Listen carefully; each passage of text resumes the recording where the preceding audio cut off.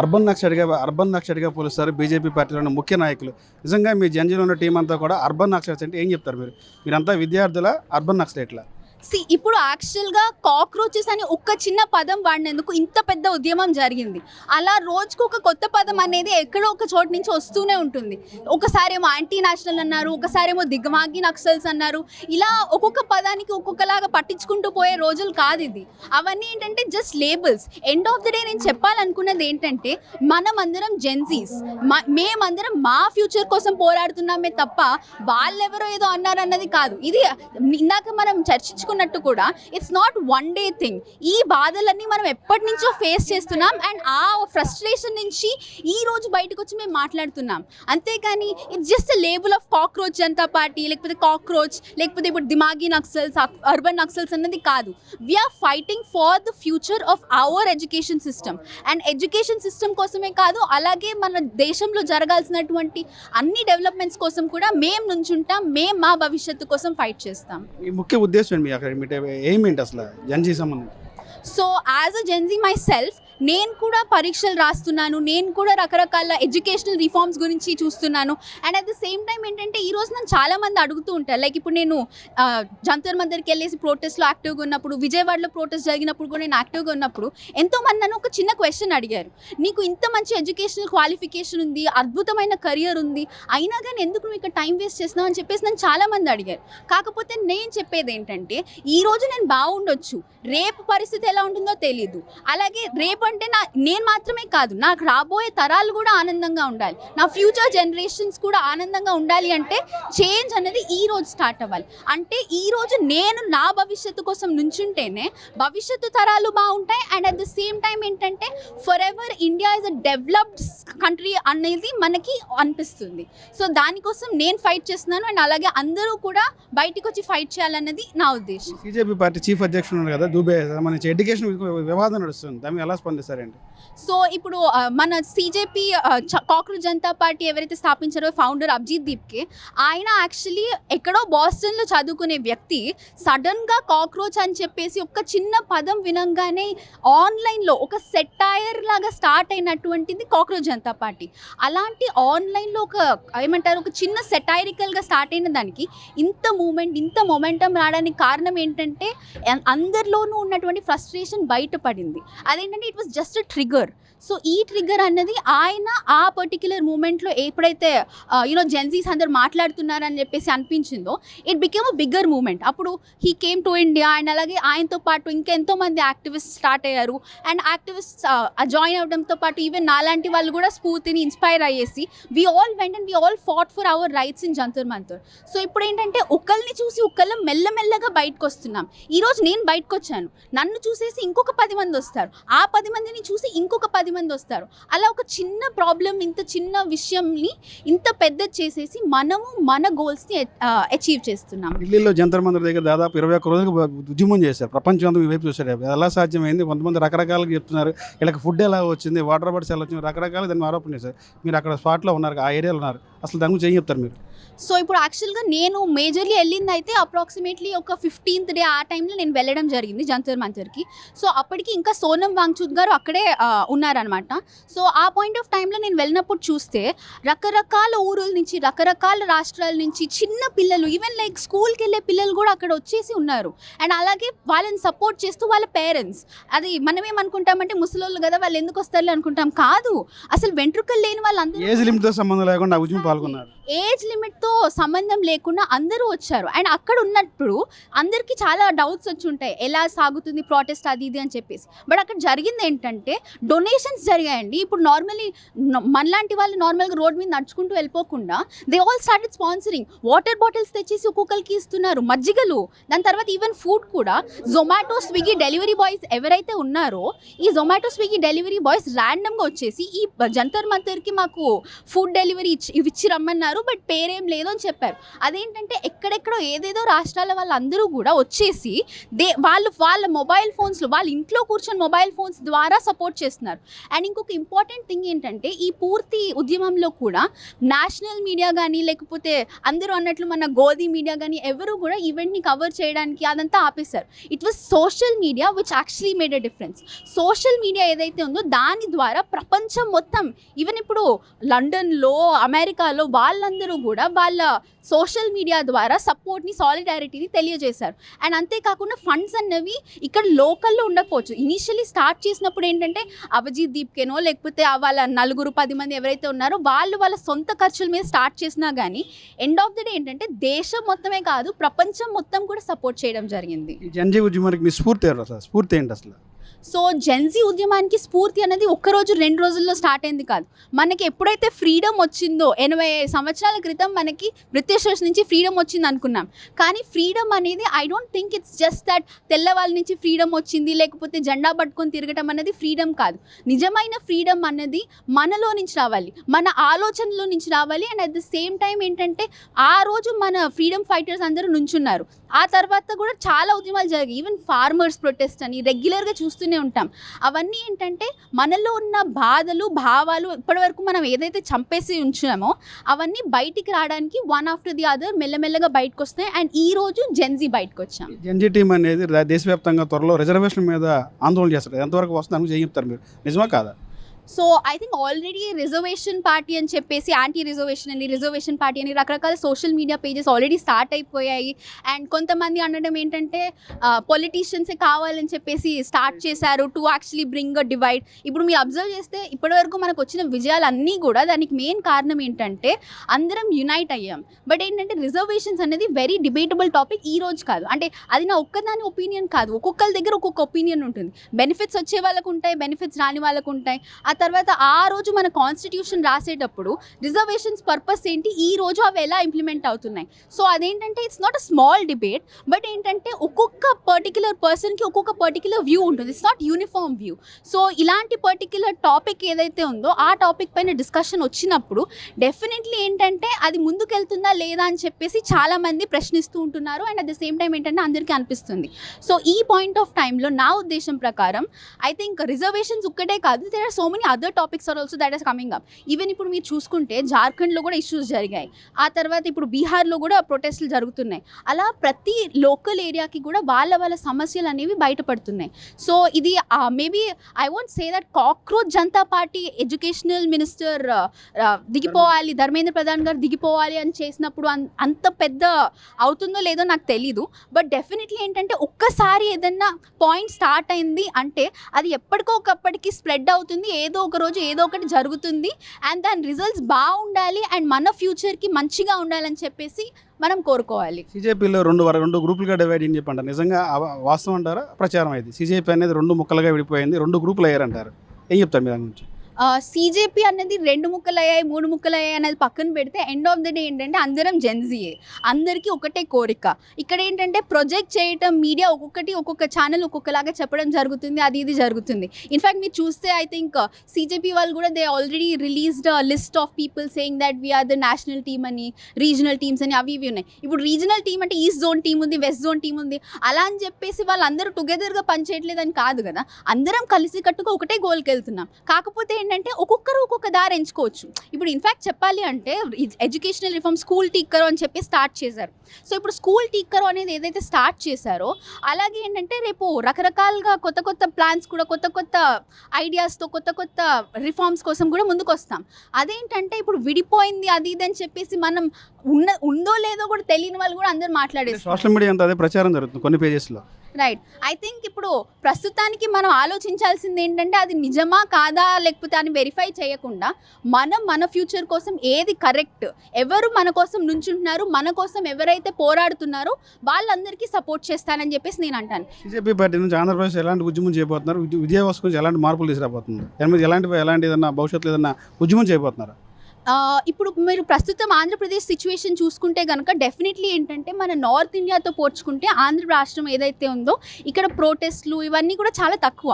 In fact నిజం చెప్పాలి అంటే మనకి మిడిల్ క్లాస్ అనేది చాలా ఎక్కువ. అండ్ మోస్ట్ ఆఫ్ అస్ ఏంటంటే మనకి చదువు బాగుండాలి, మన ఉద్యోగం రావాలి, మన ఎడ్యుకేషనల్ అండ్ మన ఫ్యూచర్ బాగుండాలి, మన ఫ్యామిలీ వరకు బాగుండాలి. అండ్ ఎస్పెషల్లీ ఏంటంటే ఇప్పుడు ప్రొటెస్ట్లకి వెళ్తాను అని చెప్పేసి అంటే ఇంట్లో వాళ్ళందరూ తిడతారు, అరే ఏంట్రా ప్రొటెస్ట్లు, చదువుకోకుండా ఉద్యోగం చేసుకోకుండా వాట్ ఈస్ దిస్ అని చెప్పేసి అందరూ అంటూ ఉంటారు. సో ఇలాంటి ఆలోచనలు, ఈ మైండ్ సెట్ నుంచి ఏ రోజైతే మనందరం బయటపడతామో ఆ రోజు మనం విజయం సాధిస్తాం. సో ఇప్పుడు నేను ఇన్ఫ్యాక్ట్ యాజ్ అ జెన్జీ యాక్టివిస్ట్గా జెన్జీ మైక్ అనే ఒక ఇనిషియేటివ్ని కూడా స్టార్ట్ చేశాను. అండ్ ఇన్ఫ్యాక్ట్ ఆల్మోస్ట్ ఒక 1 year నుంచి కూడా I have been trying to do the same thing to mobilise the Gen Z. కానీ ఇక్కడ నేను ఒక పాయింట్ ఆఫ్ టైంలో ఎంతో ట్రై చేసే టైంలో ఐ ఫెల్ట్ లైక్ మేబీ ఇంతేనేమో జరుగుతుందని, నా ఒక్కదాని వల్ల ఏం జరుగుతుంది అన్న ఫీలింగ్లో ఉన్నప్పుడు ఈ పెద్ద పెద్ద ప్రొటెస్ట్లు ఏవైతే జరిగాయో అవన్నీ చూసేసి నాకు ఇన్స్పిరేషన్ వచ్చింది. ఓకే, మార్పు అనేది చేయగలుగుతాం. ఓన్లీ థింగ్ ఏంటంటే మనందరం గట్టిగా భావించాలి, సంకల్పించాలి that we want to bring a change for our society అని. సో ఇప్పుడు నేను ఎలా అయితే బయటకు వచ్చాను ఈరోజు, నాలాగే నన్ను చూసేసి ఇంకొక 10 మంది వస్తారు. హోప్ఫుల్లీ ఏంటంటే ఆ 10 మందిని చూసేసి ఇంకొకరు వస్తారు. And finally we will achieve hour goals. And Andhra రాష్ట్రంలో కూడా ఆల్రెడీ చాలా ప్రొటెస్ట్లు జరుగుతున్నాయి. కాకపోతే ఏంటంటే అవన్నీ సరిగ్గా ఆర్గనైజ్డ్ విధానంలో బయటకు వస్తే దెన్ ఇట్ విల్. ఇప్పుడు మీరు చూసినట్టయితే డిఎస్సి ఆస్పిరెంట్స్ అనేది వాళ్ళు ఎప్పటి నుంచో ప్రొటెస్ట్ చేస్తున్నారు.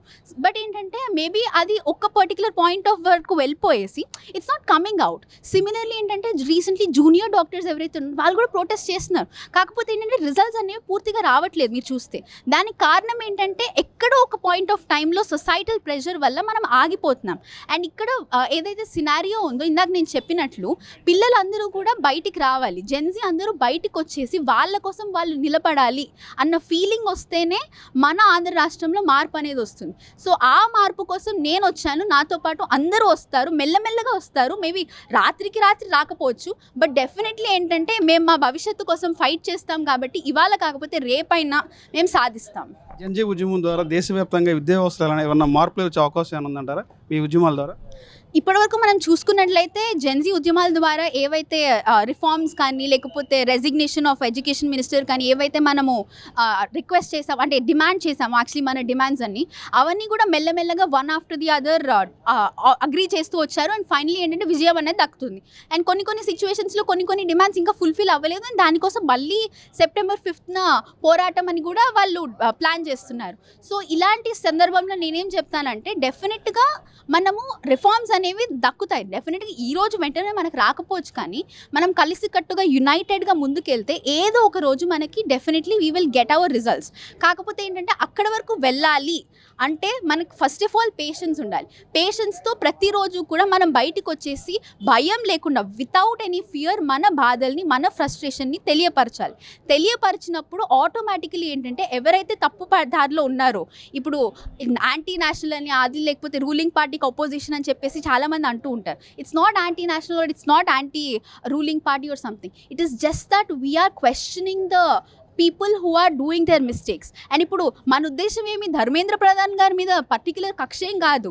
ఆయన రెస్పాన్సిబిలిటీని ఫుల్ఫిల్ చేయడంలో విఫలం అయ్యారు కాబట్టి ఆయన కాకుండా ఇంకెవరైనా ఆ ప్లేస్లో ఉంటే మేబీ సిస్టమ్ బెటర్ అవుతుంది అన్న ఉద్దేశంతో డిమాండ్ చేస్తాం.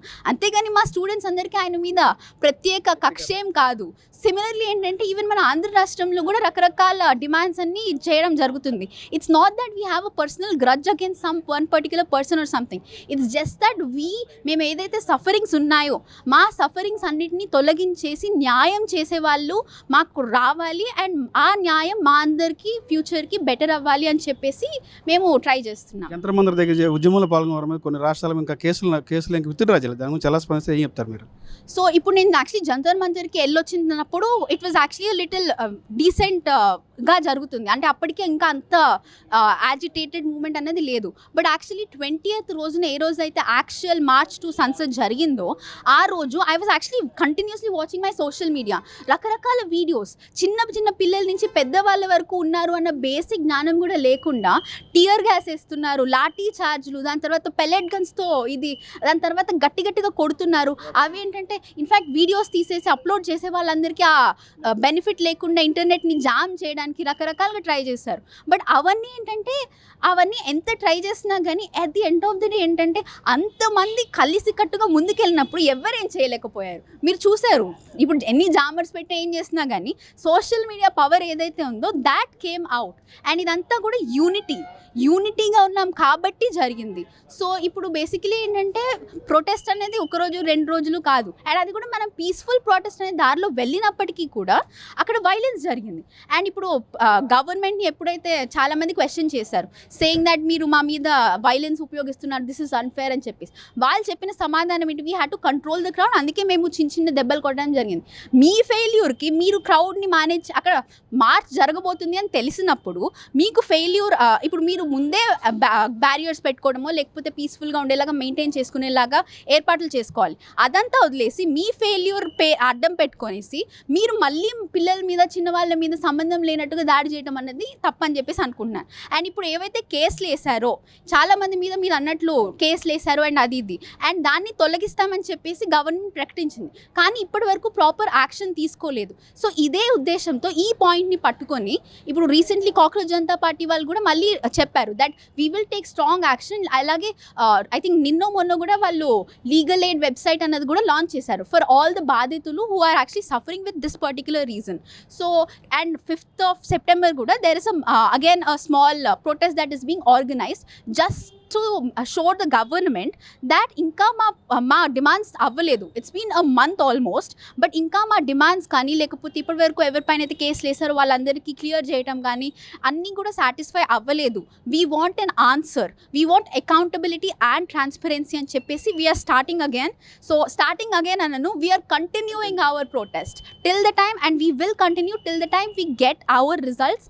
అండ్ హోప్ఫుల్లీ ఏంటంటే మీరు చూస్తే సోషల్ మీడియాలో కూడా పొలిటీషియన్స్ అందరూ they started making selfie videos and different టైప్స్లో ట్రై చేస్తున్నారు to actually slow down and cool down.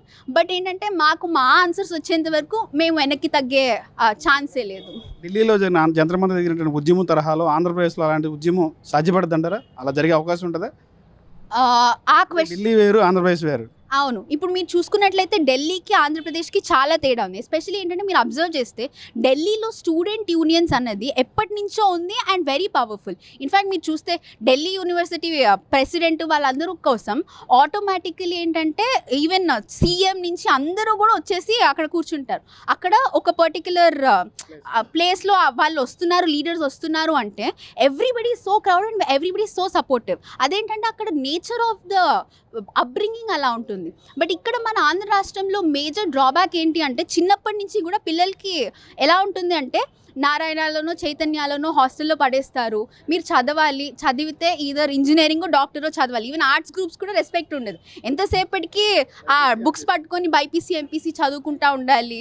And everyday ఏంటంటే చదువుకున్న తర్వాత ఉద్యోగం చేయాలి, ఉద్యోగం చేసేసి బాగా సంపాదించాలి, మంచి ఫ్యామిలీ లైఫ్ కావాలి. ఒకవేళ ప్రొటెస్ట్లు అంటే అరే నీకు రేపు పిల్లని ఎవరిస్తారా, పెళ్లి ఎలా చేసుకుంటారా అంటారు. సో అందుకని చెప్పేసి ఎంతోమంది వెనకాలకు వస్తూ ఉంటారు. బట్ ఏంటంటే ఈరోజు ఇన్ఫ్యాక్ట్ మీరు చూస్తే చాలామంది ముందుకు వచ్చారు. ఈరోజు వాళ్ళందరూ అలా ముందుకు వచ్చారు అంటే దానికి కారణం ఏంటంటే ఎక్కడో ఒక చోట బ్యారియర్ అనేది బ్రేక్ అవ్వడం స్టార్ట్ చేసింది. సో ఆ బ్యారియర్స్ అనేసి మొత్తం బ్రేక్ అయ్యేసి ఏ రోజైతే మన మైండ్ సెట్ మారుతుందో అదేంటంటే జస్ట్ జెన్జీ మైండ్ సెట్ మారితే సరిపోదు, జెన్జీతో పాటు సపోర్టివ్ ఎన్వైర్న్మెంట్ కూడా ఉండాలి. లైక్ ఇప్పుడు వాళ్ళ పేరెంట్స్ మైండ్ సెట్ మారాలి, సొసైటల్ ప్రెషర్ అనేది ఉండకూడదు. And at the same time ఏంటంటే ప్రొటెస్ట్లు అవి ఇవి అనగానే చాలా నెగిటివ్గా ఉంటుంది. సొసైటీలో ఎవరైనా ఉద్యమానికి వెళ్తున్నారు అంటే అసలు ఎలా చూస్తారు మనల్ని. సో ఆ మైండ్ సెట్ మారిన రోజు డెఫినెట్లీ ఏంటంటే మార్పు వస్తుంది. కానీ ఆ మైండ్ సెట్ మార్చడం కోసం నేను ఆల్రెడీ నా ప్రయత్నం మొదలుపెట్టాను. అండ్ అలాగే చాలామంది కూడా ఈరోజు ఐషీ గారు ఎవరైతే ఢిల్లీ నుంచి వచ్చారో మేబీ తనని చూసేసి తన మాటలు వినేసి I'm hoping that a lot of other people will also get a change. వాళ్ళకు కూడా ఏదో ఒకటి చెయ్యాలి అన్న ఫీలింగ్ అనేది వచ్చేసి హోప్ఫుల్లీ ఏంటంటే మన ఆంధ్ర రాష్ట్రంలో కూడా చేంజెస్ వస్తాయని చెప్పేసి నేను అనుకుంటున్నాను. జర్నలిస్ట్ భవిష్యత్తులో ఏమన్నా రాజకీయ పార్టీ పెట్టే అవకాశం ఉందా? స్ట్రీమ్ లైట్ రాజకీయాలు సో నిజం చెప్పాలి అంటే జెన్జీస్ రాజకీయాల్లో చాలామంది ఇప్పటివరకు అనేది ఏంటంటే జెన్జీస్కి లేకపోతే యూత్కి పాలిటిక్స్ అంటే అసలు ఇంట్రెస్ట్ ఉండదు, వాళ్ళు ఎంతసేపటికి ఇంటర్నెట్లో ఏదో 4 మీమ్స్ చూసేసి పడుకుంటారు అది ఇది అని చెప్పేసి చాలామంది జోకులు వేస్తూ ఉంటారు. బట్ ఏంటంటే ఇప్పుడు మీరు చూసారు కాక్రోచ్ జనతా పార్టీ అనేది ఒక మీమ్ లాగే స్టార్ట్ అయింది, బట్ అందులో నుంచి ఇంత పెద్ద ఉద్యమం వచ్చింది. So in fact even cockroach Janata party కూడా పొలిటికల్ పార్టీగా మారుతుందా అని కూడా చాలామంది అంటూ ఉన్నారు. ఇంకా అట్ ద సేమ్ టైం ఏంటంటే రూమర్స్ కూడా ఉన్నాయి. But I don't know if cockroach Janata party will turn into political party or not, but Gen Zs అనేవాళ్ళు డెఫినెట్లీ పాలిటిక్స్లోకి రావాలి అని నేను భావిస్తున్నాను. ఇప్పుడు మనకి ఏదైతే రీసెంట్ ఎలక్షన్స్ జరిగాయో, ఫర్ ఎగ్జాంపుల్ తమిళనాడు ఎలక్షన్స్ జరిగినప్పుడు కూడా Gen Z played a major role. Vijay గారి గెలుపుకి కారణం ఏంటి అంటే, మీరు అబ్జర్వ్ చేస్తే ఓటర్ లిస్ట్లో ఏదైతే ఓట్స్ ఉన్నాయో, it was mostly because of the youth population that he want. Similarly ఏంటంటే జెన్జీస్ అనే వాళ్ళ యాక్చువల్ ఇంట్రెస్ట్ ఇన్ పాలిటిక్స్ అన్నది కనిపించడం స్టార్ట్ చేసింది. సో ఇప్పటి వరకు ఏంటంటే ప్యాసివ్గా పార్టిసిపేట్ చేయడం కాకుండా యాక్టివ్ పాలిటిక్స్లోకి జెన్జీ మెల్లమెల్లగా స్టార్ట్ అవుతున్నారు. సో ఈ ప్రోగ్రెస్ అనేది మేబీ 1 or 2 nights అయ్యేది కాదు, బట్ డెఫినెట్లీ ఏంటంటే down the line in a few years and I think Gen Zs అందరూ they will come on the spotlight and they will participate in politics. And మీరు అడిగిన most important part of the question ఏంటంటే political party అనేది start చేస్తారా లేదా అని చెప్పేసి. Political party start చేయడం అనేది ఇప్పుడు మీరు చూసుకుంటే మన ల్యాండ్స్కేప్లో it's a very difficult thing. ఎందుకంటే వీ ఆల్రెడీ హ్యావ్ లైక్ ఇప్పుడు ఆంధ్రాలో చూసుకుంటే ఎంతసేపటికి 2 పార్టీస్ ఉంటాయి, మన దేశంలో చూసుకుంటే అక్కడ కూడా 2 పార్టీస్. ఇట్స్ ఏంటంటే డియోపాలీ లాగా మొత్తం ఇట్స్ ఆల్ ఫోకస్డ్ అనమాట. సో ఇప్పుడు మన ఏదైతే పార్టీస్ ఉన్నాయో ఆ 2 పార్టీస్ని కాదనేసి కొత్త పార్టీ స్టార్ట్ అవ్వడం అనేది ఇట్స్ అ డిఫికల్ట్ థింగ్. ఇలాంటి ఉద్యమాల ద్వారా ఆమ్ ఆద్మీ పార్టీ కూడా బయటకు వచ్చింది. అలా పార్టీ అలా ఉద్యమాల ద్వారా వచ్చిన వాళ్ళు పార్టీ పెట్టారు. ఆ తరహాలోని ఇది జెన్జీ కూడా భవిష్యత్తు ఏదన్నా ప్రత్యక్ష రాజకీయాల్లోకి వస్తుందా అనేది ఏం చెప్తారు? అది డెఫినెట్గా రావచ్చు. అంటే మనం అందరం ఇక్కడ జస్ట్ అలా కూర్చునే సుక్కలిద్దరం అనుకునేది కాదు. అసలు కాక్రోచ్ జనతా పార్టీ వస్తుందని కూడా మనం ఎప్పుడు అనుకోలేదు. అదేంటంటే ఆ పాయింట్ ఆఫ్ టైంలో ఫ్రస్ట్రేషన్ ద్వారా బయటకు వచ్చింది. మన ఆంధ్ర రాష్ట్రంలో కూడా మేబీ రేపు పొద్దున్ని మన అందరం జెన్జీస్ ఎవరైతే ఉన్నామో అందరికీ కలిసేసి we want to do again some moment అనేసి మనందరమే నుంచోవాలని చెప్పేసి ముందుకి రావాలని చెప్పేసి నేను ఇన్ఫాక్ట్ కోరుకుంటున్నాను. బికాస్ ఏంటంటే ఫ్యూచర్ మాది. సో మా ఫ్యూచర్ కోసం మేము నిలబడాలి. We're the ones who will actually want to take the decisions. So decision మేకింగ్లో జెన్జీస్కి చాలా ఇంపార్టెంట్ రోల్ ఉంది కాబట్టి maybe I'm just hoping that ఒక మేబీ పొలిటికల్ పార్టీ అవ్వచ్చు, లేకపోతే ఇంకేదన్నా ఫామ్ తీసుకోవచ్చు, whatever, but we will definitely come out and stand for our cells.